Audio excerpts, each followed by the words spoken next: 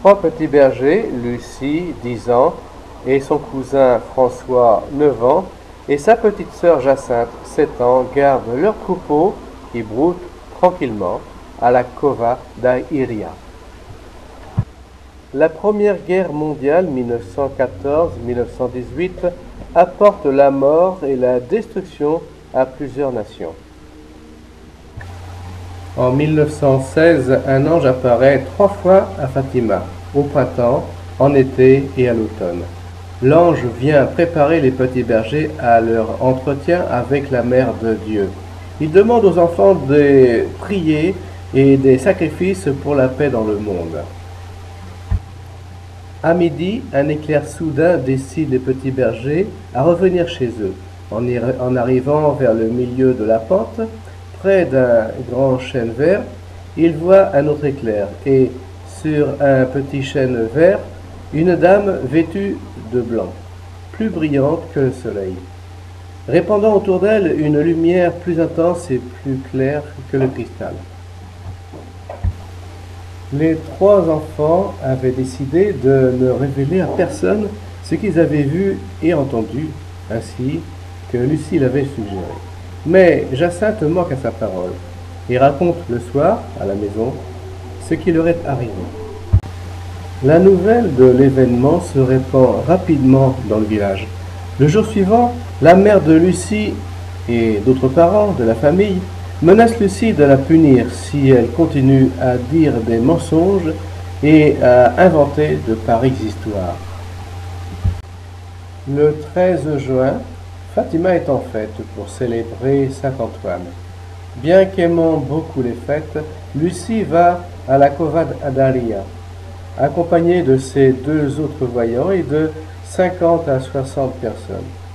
Après avoir dit le chapelet, ils voient de nouveau l'éclair et ensuite Notre-Dame sur un petit chêne vert.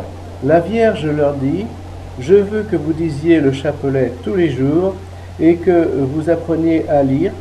Je promets d'emmener bientôt au ciel François et Jacinthe. » Les nouvelles de l'apparition du 13 juin se répandent avec une grande rapidité. Le curé de Fatima considère de son devoir d'interroger les enfants, et il le fait en présence de leurs parents. Un doute s'élève dans son esprit. Cette vision ne serait-elle pas une tromperie du démon? Le curé de Fatima, Monsieur l'abbé Marques Ferreira, à la tête de la paroisse de 1914 à 1919. À cause des contradictions rencontrées, Lucie décide de ne plus aller à la cova d'Airia. Mais le 13 juillet, elle se sent de nouveau poussée à s'y rendre. Notre-Dame dit aux enfants « Je veux que vous veniez ici le 13 du mois prochain et que vous continuiez à dire le chapelet tous les jours pour obtenir la paix dans le monde. » Lucie demande à l'apparition de dire qui elle est et qu'elle fasse un miracle. Notre-Dame répond « En octobre, je dirai qui je suis et ce que je veux, et je ferai un miracle que tout le monde verra pour croire. »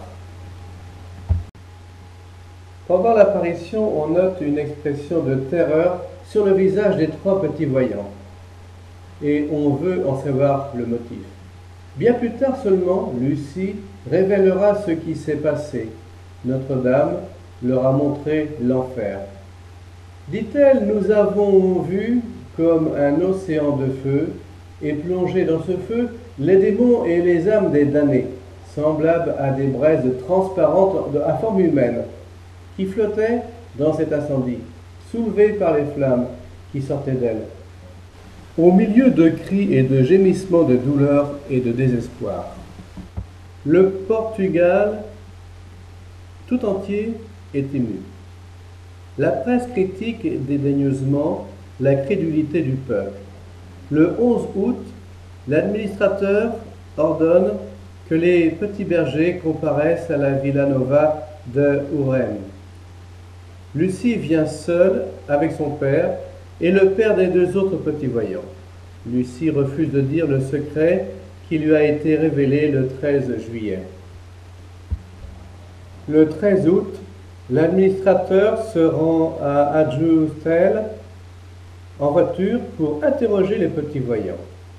Il leur offre de les conduire au lieu des apparitions, mais au lieu de les conduire à la Cosa d'Airia, il les emmène à Villa Nova de Urem. Pendant ce temps, près de 20 000 personnes se trouvent réunies à la Cova d'Airia. Les petits voyants ne sont pas là, et on apprend qu'ils ont été enlevés. Vers midi, on entend comme un coup de tonnerre.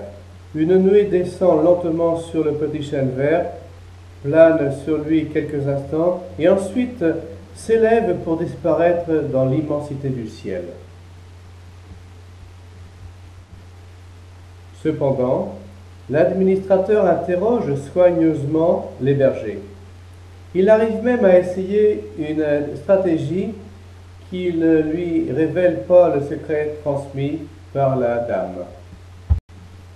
La foule d'un mois à l'autre se fait plus nombreuse à la Cova d'Airia. Le 13 septembre, il y a là des personnes venues de tous les coins du Portugal pour prier Notre-Dame et lui demander la guérison de leurs maux. À midi, plusieurs personnes voient comme un globe de feu descendre du ciel. Lucie s'écrie « Voilà, la voilà !» Elle demande à Notre-Dame la guérison de plusieurs malades. La Vierge répond « J'en guérirai quelques-uns, les autres non ». Les autorités ecclésiastiques étudient avec soin les événements. La vérité des apparitions paraît prouvée, mais on recommande la prudence, surtout au clergé. Dans la maison de Madame Maria Rosa, la mère de Lucie, l'émotion est grande. La bonne dame s'attendrit et se demande si ce ne serait pas, pour la fille, le dernier jour de sa vie. Elle craint qu'on ne tue sa fille, si le miracle annoncé ne se produit pas. Le chanoine Manuel Nunes Firmagan vient avec prudence à la Cova d'Airia pour la première fois le 13 septembre 1917. Il commence à s'intéresser vivement aux événements qui s'y produisent.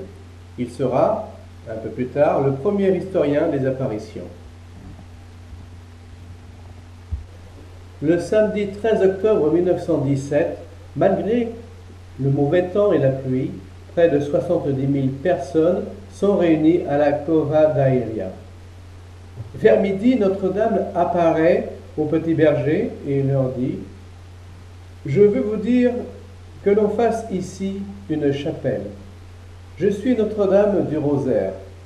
Que l'on continue à dire toujours le chapelet tous les jours. À la fin de l'apparition, le soleil apparaît et se met à tourner sur lui-même, en émettant des rayons de diverses couleurs. Puis, il paraît soudain tomber du ciel et se précipiter sur la terre. Tout le monde est saisi de frayeur en présence de ce phénomène. Le soleil s'arrête et reprend son aspect normal.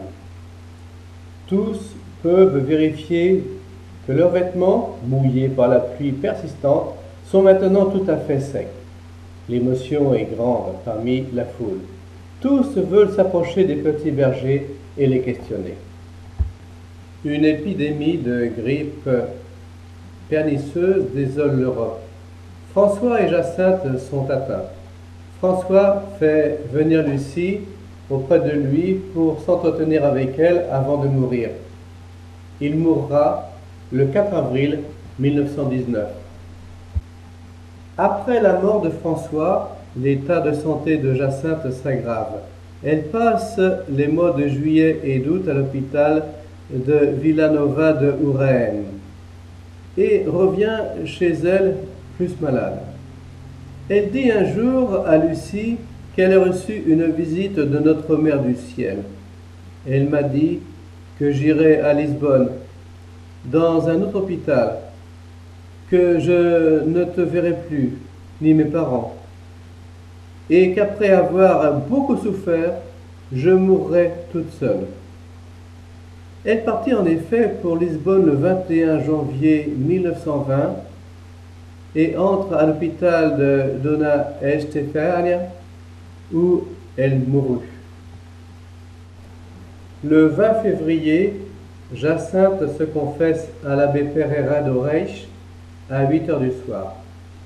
Celui-ci, ne pensant pas la mort de la petite si proche, remit au lendemain la réception de viatique qu'elle lui avait demandée. Vers 10 heures du soir, elle mourut doucement, toute seule. Plusieurs heures plus tard, son corps exhalait un parfum de fleurs. Le 13 mai 1967, cinquantenaire des apparitions, le Saint-Père Paul VI est venu en pèlerinage au sanctuaire de Fatima.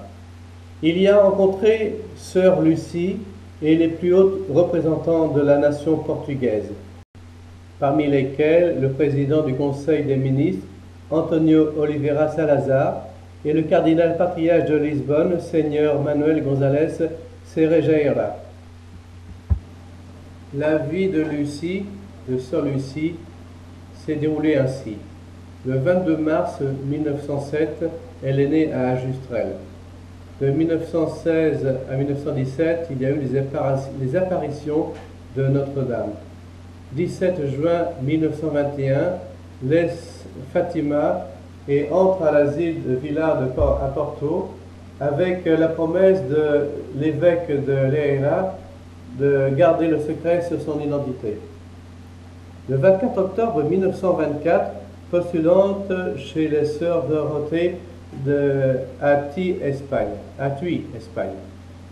10 décembre 1925, apparition à Notre-Dame de Pontevedra, demandant la dévotion des premiers samedis du mois. 2 octobre 1926, début du noviciat à Thuy. 3 octobre 1928, premier vœu religieux. 13 juin 1929, apparition de Notre-Dame à Thuy demandant la consécration de la Russie. 3 octobre 1934, vœu perpétuel. L'évêque de Lerena la relève du silence promis sur son identité. 20 mai 1946, retour à Fatima afin d'identifier les lieux des apparitions. 25 mars 1948, le pape Pie XII lui permet l'entrée au Carmel de Coimbra.